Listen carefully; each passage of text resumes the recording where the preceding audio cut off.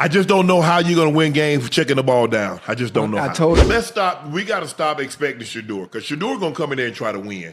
They don't want to win. They want to get draft picks. They're going to redo this. Yeah. 70 yards of total offense, and you lost. Yes, your special teams let you down. You gave up a kick return for a touchdown. The Cleveland Browns are a dumpster fire. And if you need proof, look no further than their 27-20 loss to the New York Jets, a team so dysfunctional, so offensively incompetent that they made NFL history for all the wrong reasons. This wasn't just another loss. This was a statement, a damning indictment of everything Kevin Stefanski has built or failed to build in Cleveland. Because when your team loses to a quarterback who threw for 54 yards, when your opponent finishes with less than 170 yards of total offense, when special teams implodes with 2 return touchdowns against you, there's only one question left to ask. What the hell are you doing, Kevin Stefanski? Let's set the scene. Browns versus Jets, Week 9. Cleveland comes in at 2-6, desperate for any sign of life. The Jets, also 2-6, quarterbacked by Justin Fields, who's been about as effective as a screen door on a submarine. Final score, Jets 27, Browns 20. But here's where it gets insane. Justin Fields didn't beat the Browns. He couldn't beat a high school JV squad with that stat line. Fields went 6 for 11 for 54 passing yards. And get this, 42 of those yards came on one play. Do the math. Take away that one throw, and Justin Fields completed 5 passes for 12 yards in an entire football game. So you lose a game in which the opposing team did not have 200 yards of total offense. They didn't have 170 yards of total offense. The Jets finished with 169 total yards. Breece Hall accounted for 125 of them. That means the rest of the Jets' offense, Fields, the receivers, everyone else combined for 44 yards. 44 yards! And Cleveland lost. Now let's talk about the elephant in the room, or should I say the rookie quarterback checking down in the backfield. Deion Gabriel, 3rd-round pick out of Oregon. Kevin Stefanski's hand-picked future, the guy who was supposed to bring stability, composure, and competence to the Browns' offense. Against the Jets, Gabriel went 17 for 32 for 167 yards and 2 touchdowns. On paper, not terrible for a rookie, but if you watch the game, you know the truth. Deion Gabriel played scared, checked down, refused to push the ball downfield. Looked like a quarterback who'd rather avoid mistakes than make plays. Listen, I love Deion Gabriel. I love what he was able to do at Oregon.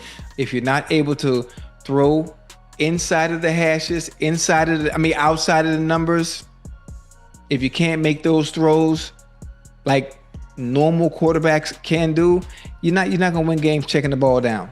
Deion Gabriel is a game manager, and game managers don't win in the NFL unless they're surrounded by Pro Bowlers at every position. The Browns don't have that. They have Myles Garrett and a whole lot of mediocrity. So why is Kevin Stefanski still starting Deion Gabriel?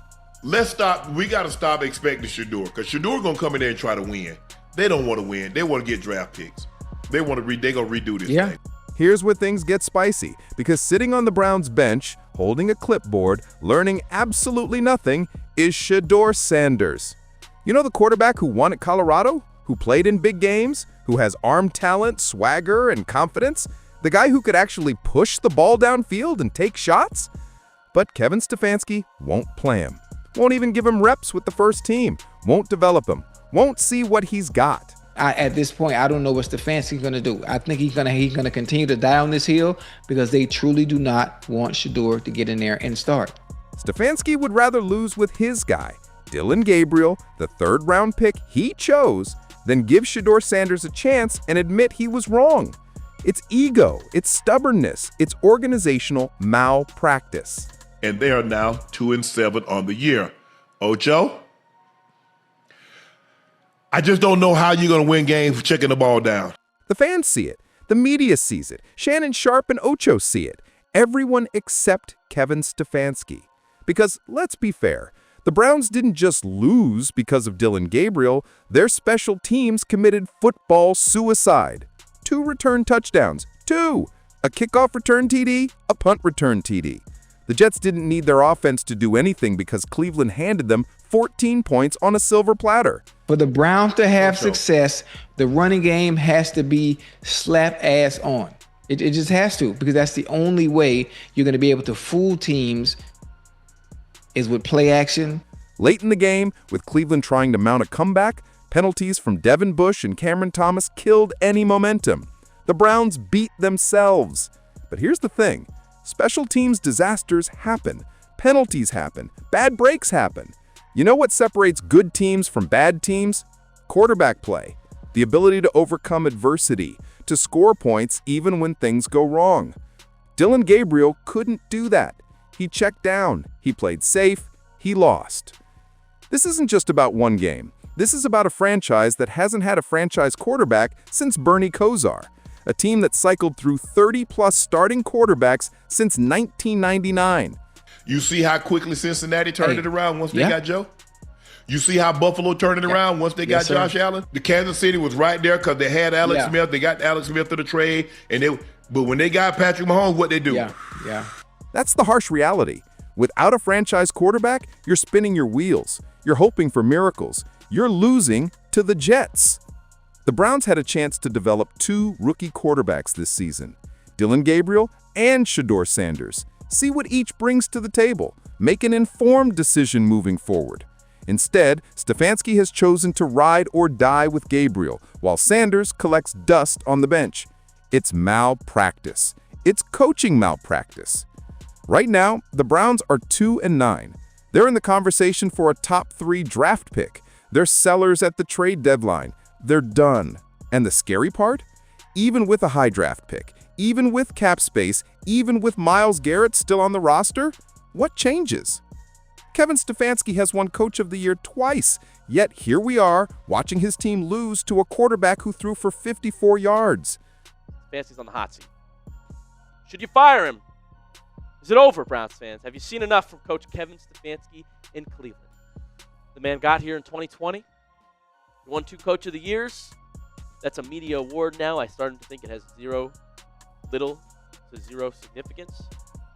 Fans are calling for wholesale changes.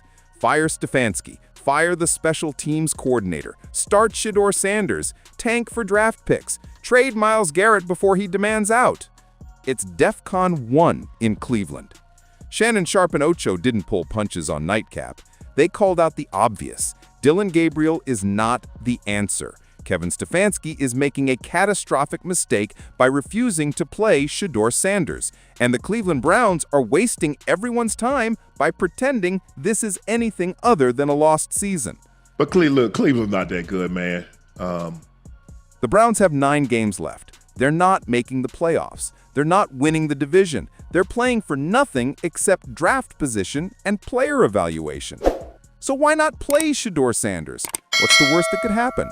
He struggles? Newsflash, Dillon Gabriel is already struggling. At least with Sanders, you'd get answers.